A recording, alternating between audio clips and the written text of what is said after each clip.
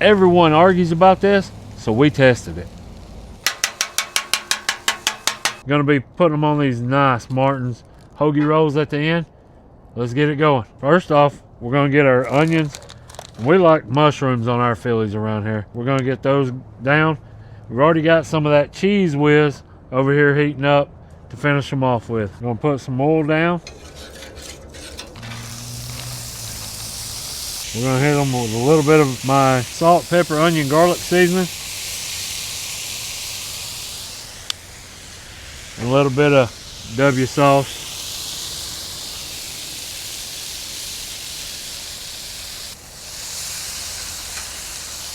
We're gonna get our mushrooms going.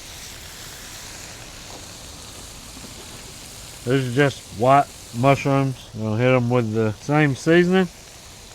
It's salt, pepper, onion, and garlic, and a little bit of W sauce. If you've never had W sauce on some mushrooms, try it. It's fantastic. The smell, the flavor that it brings into a mushroom is phenomenal. Once we get these sauteed a little bit, we'll combine them and let them just marry with each other and continue cooking as we get the thinly sliced steak onto the griddle. As I was saying earlier, we do have the cheese sauce heating up to finish these off with. It's just Kraft Cheez Whiz. If you want to put provolone on yours, you can. We have that option here as well. I just wanted a little cheese sauce on them tonight, just like they do up in Philadelphia. They're starting to already cook down. So we're just going to take and combine those together and just let those hang out and cook down. I'm going to put down a little bit more of olive oil onto the griddle.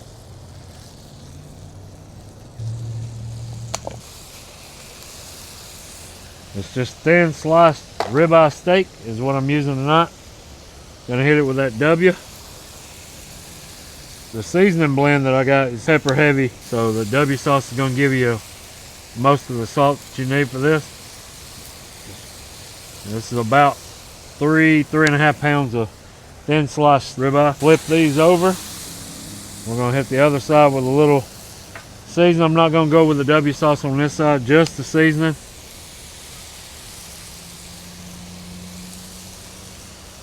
Throw a little bit more on the veggies there. Let them continue to rock and roll. Give them a little toss. As you see, they're starting to get some good color on the mushrooms. And as this continues to cook, it's going to start breaking apart. You can chop it just to get the size pieces that you want.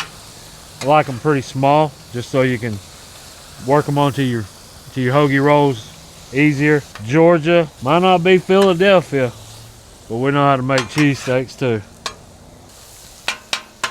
While we're letting that sear off, we're going to get back and pay a little more attention to these veggies. So, oh man, you can smell the pepper and onion. It smells really good. I know some of you may comment, mushrooms don't go on Philly cheesesteaks. Well, around here, we're not textbook. We do what we want when we want. Starting to get some good color on the meat. This is definitely a meal you can do after work during the week. You got a griddle, you got a cast iron skillet, just a few minutes, and you got the family fed. You know, a nice big Philly cheesesteak. Throw some fries either in the deep fryer, the air fryer, or the oven, something like that. Some fries with it. We're gonna come in, combine the veggies with the meat. Make sure we get those good and combined. Let those get well incorporated together. Let all those flavors combine. This looks like it could feed your family. We got our Martin's hoagie roll out. Just right where you cooked your steak. You're just gonna let it toast up just, a minute or two. We got our bun toasted. We're just gonna take and hold it like this. Get a good scoop of the meat. Make sure you get some veggies in there with it. You're gonna fill up your sandwich. All right. Then we're gonna come over to the Cheez Whiz.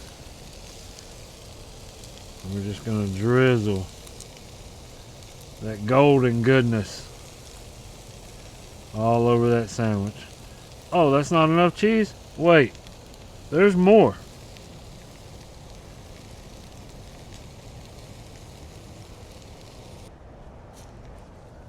There you have it. Philly cheesesteak, Georgia style.